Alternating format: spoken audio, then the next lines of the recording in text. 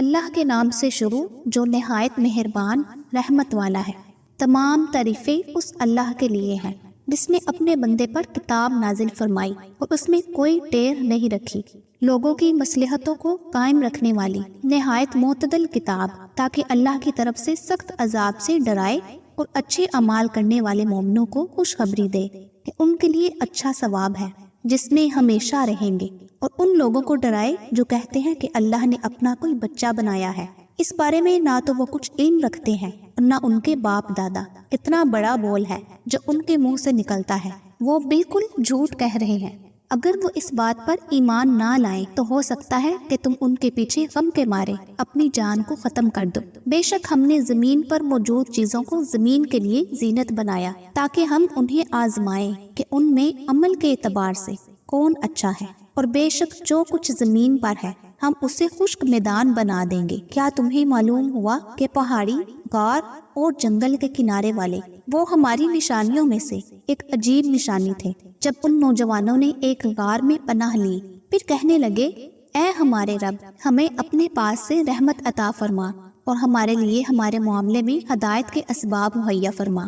تو ہم نے اس غار میں ان کے کانوں پر گنتی کے کئی سال پردہ لگا رکھا، پھر ہم نے انہیں جگایا تاکہ دیکھیں کہ دو گروہوں میں سے کون ان کے ٹھہرنے کی مدت زیادہ درست بتاتا ہے۔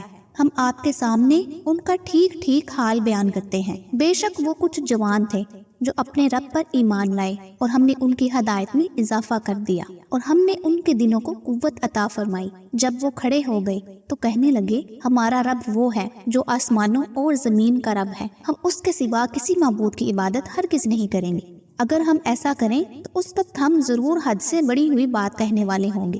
یہ ہماری قوم ہے، انہوں نے اللہ کے سوا اور معبود بنا رکھے ہیں، یہ ان پر کوئی روشن دلیل کیوں نہیں لاتے؟ تو اس سے بڑھ کر ظالم کون جو اللہ پر جھوٹ باندھے؟ اور آپس میں کہا، جب تم ان لوگوں سے اور اللہ کے سوا جن کو یہ پوچھتے ہیں ان سے جدا ہو جاؤ تو غار میں پناہ لو، تمہارا رب تمہارے لیے اپنی رحمت پھیلا دے گا اور تمہارے کام میں تمہارے لیے آسانی مہیا کر دے گا۔ اور اے حبیب، تم سورج کو دیکھو گے کہ جب نکلتا ہے تو ان کے غار کے دائیں جانب مائل ہو کر نکل جاتا ہے، اور جب غروب ہوتا ہے تو ان سے بائیں طرف کترا کر گزر جاتا ہے، حالانکہ وہ اس غار کے کھلے حصے میں ہے۔ یہ اللہ کی نشانیوں میں سے ہے، جسے اللہ ہدایت دیتا ہے تو وہی ہدایت پانے والا ہے، اور جسے وہ گمراہ کر دے تو تم ہرگز اس لیے کوئی راہ دکھانے والا مددگار نہ پاؤ گے، اور تم انہیں جاگتے ہوئے خیال کرو گے حالانکہ وہ سو رہے ہیں، اور ہم ان کی دائیں اور بائیں کروٹ بدلتے رہتے ہیں، اور ان کا کتا غار کی چوکھٹ پر اپنی کلائیاں پھیلائے ہوئے ہے۔ اے سننے والے، اگر تو انہیں جھانک کر دیکھ لے تو ان سے پیٹھ پھیر کر بھاگ جائے اور ان کی ہیبت سے بھر جائے۔ اور ویسا ہی ہم نے انہیں جگایا تاکہ آپس میں ایک دوسرے سے حالات پوچھیں۔ ان میں سے ایک کہنے والے نے کہا، تم یہاں کتنی دیر رہے ہو؟ چند افراد نے کہا کہ ہم 1 دن رہے ہیں یا 1 دن سے کچھ کم وقت۔ دوسروں نے کہا، تمہارا رب خوب جانتا ہے جتنا تم ٹھہرے ہو۔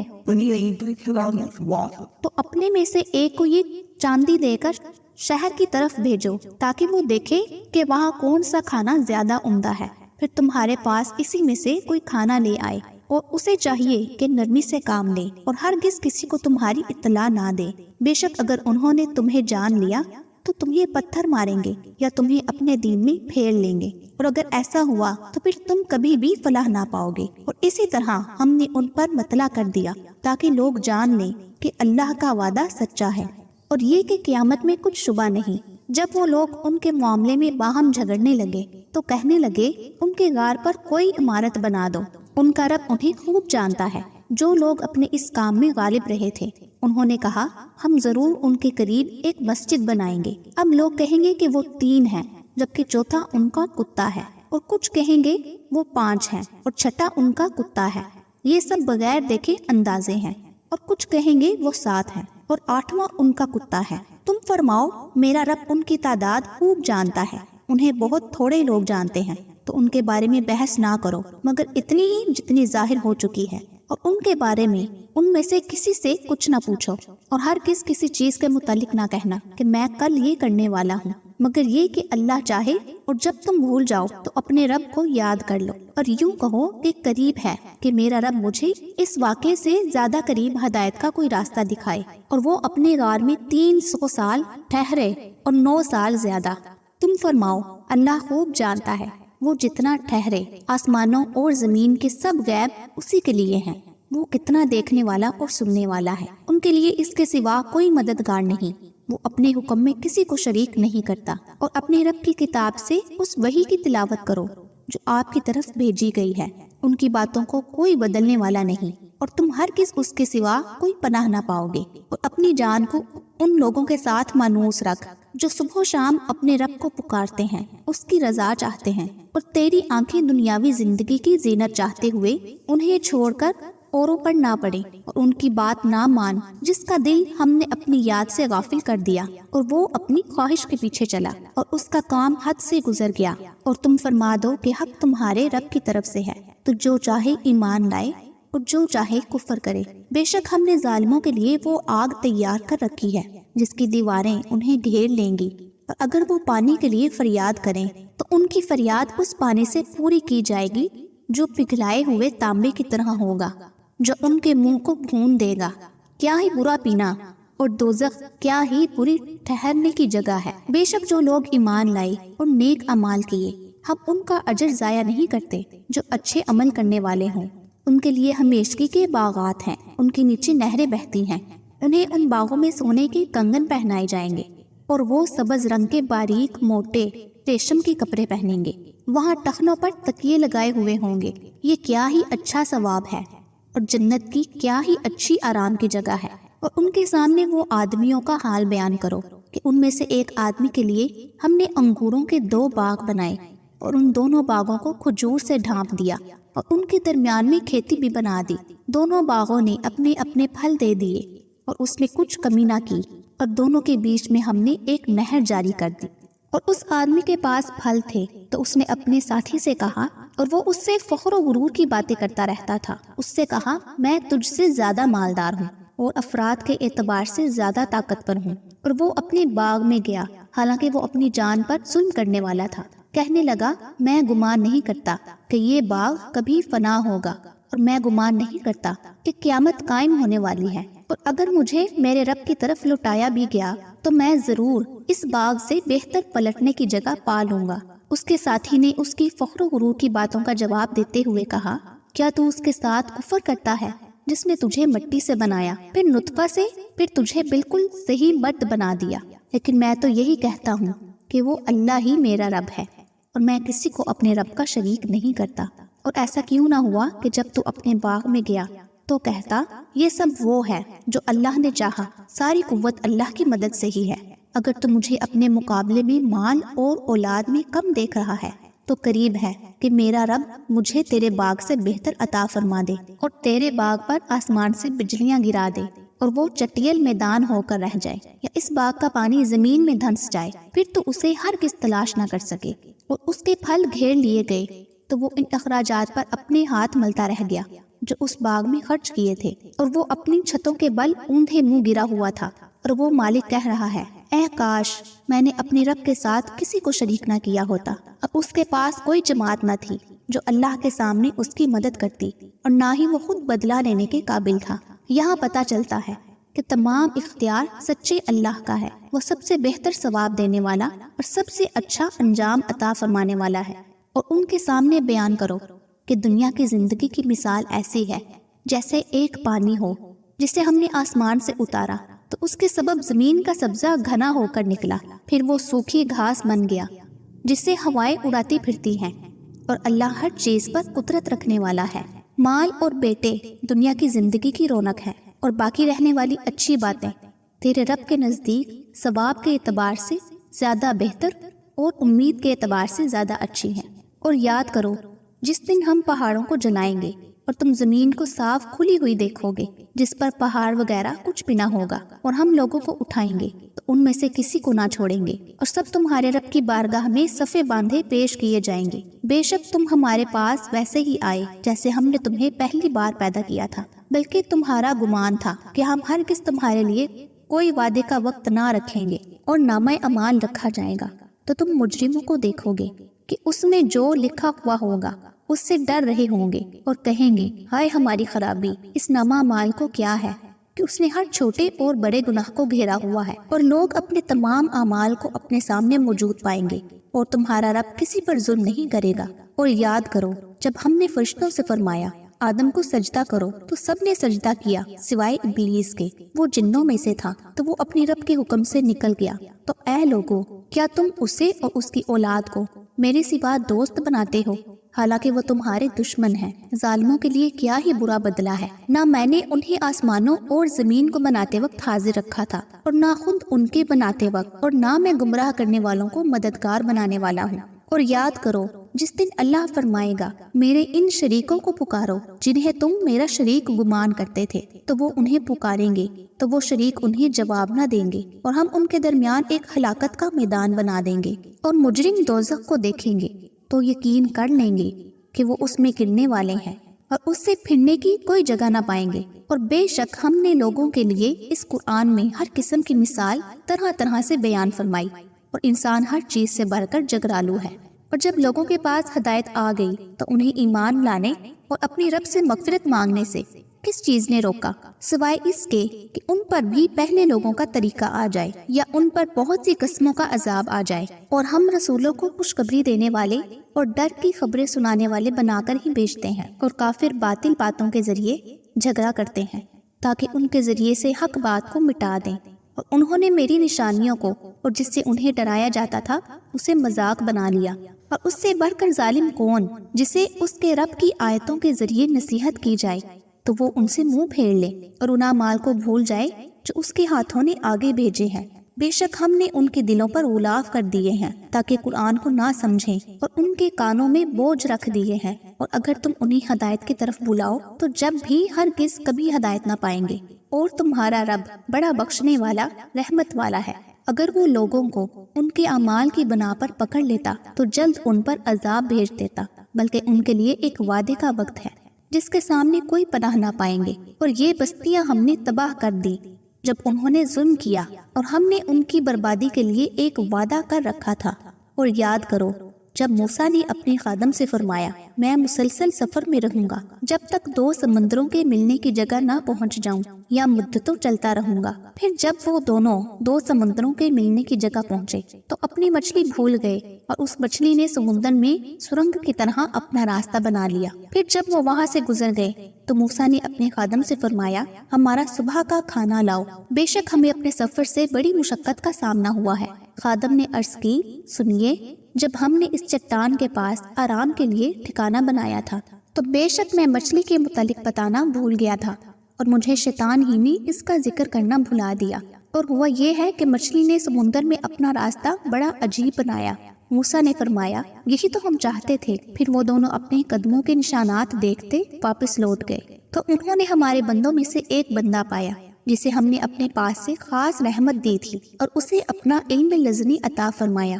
اس سے موسیٰ نے کہا کیا اس شرط پر میں تمہارے ساتھ رہوں کہ تم مجھے وہ درست بات سکھا دو جو تمہیں سکھائی گئی ہے؟ جواب دیا آپ میرے ساتھ ہرگز نہ ٹھہر سکیں گے، اور آپ اس بات پر کس طرح صبر کریں گے جسے آپ کا علم محیط نہیں۔ موسیٰ نے کہا اگر اللہ چاہے گا تو ان قریب آپ مجھے صبر کرنے والا پاؤ گے، اور میں آپ کے کسی حکم کی خلاف ورزی نہ کروں گا۔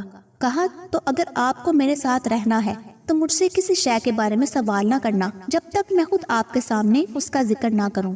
پھر وہ دونوں چلے یہاں تک کہ جب کشتی میں سوار ہوئے تو اس نے کشتی کو چیر ڈالا۔ موسیٰ نے کہا کیا تم نے اسے اس لیے چیر دیا تاکہ کشتی والوں کو غرق کر دو؟ بے شک یہ تم نے بہت برا کام کیا۔ کہا کیا میں نہ کہتا تھا کہ آپ میرے ساتھ ہرگز نہ ٹھہر سکیں گے؟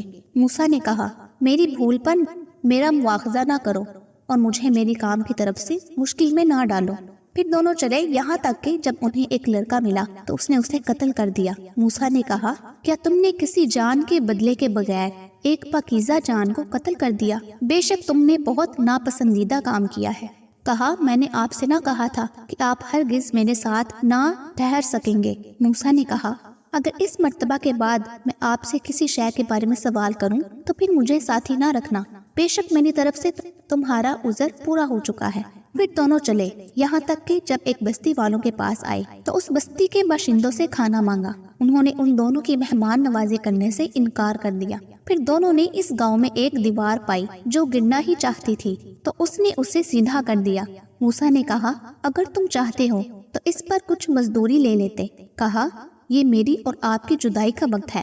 اب میں آپ کو ان باتوں کا اصل مطلب بتاؤں گا جن پر آپ صبر نہ کر سکے۔ وہ جو کشتی تھی تو وہ کچھ مسکین لوگوں کی تھی جو دریا میں کام کرتے تھے، تو میں نے چاہا کہ اسے عیب دار کر دوں، اور ان کے آگے ایک بادشاہ تھا جو ہر صحیح سلامت کشتی کو زبردستی چھین لیتا تھا، اور وہ جو لڑکا تھا تو اس کے ماں باپ مسلمان تھے، تو ہمیں ڈر ہوا کہ وہ لڑکا انہیں بھی سرکشی اور کفر میں ڈال دے گا، تو ہم نے چاہا کہ ان کا رب انہیں پاکیزگی میں پہلے سے بہتر اور حسن سلوک اور رحمت و شفقت میں زیادہ مہربان عطا کر دے۔ اور بہرحال دیوار کا جہاں تک تعلق ہے تو وہ شہر کے 2 یا 3 لڑکوں کی تھی، اور اس دیوار کے نیچے ان دونوں کا خزانہ تھا، اور ان کا باپ نیک آدمی تھا۔ تو آپ کے رب نے چاہا کہ وہ دونوں اپنی جوانی کو پہنچے اور اپنا خزانہ نکالیں۔ یہ سب آپ کے رب کی رحمت ہے، اور یہ سب کچھ میں نے اپنے حکم سے نہیں کیا۔ یہ ان باتوں کا اصل مطلب ہے جس پر آپ صبر نہ کر سکے۔ اور آپ سے ذوالقرنین کے متعلق سوال کرتے ہیں۔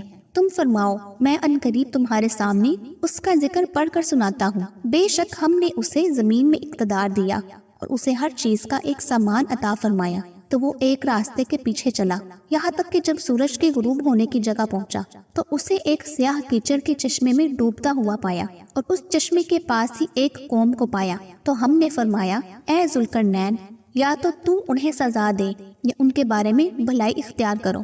کہا، بہرحال جس نے ظلم کیا تو عنقریب ہم اسے سزا دیں گے، پھر وہ اپنے رب کی طرف لوٹایا جائے گا تو وہ اسے بہت برا عذاب دے گا۔ اور بہرحال جو ایمان لایا اور اس نے نیک عمل کیا تو اس کا بدلہ بھلائی ہے، اور عنقریب ہم اس کو آسان کام کہیں گے۔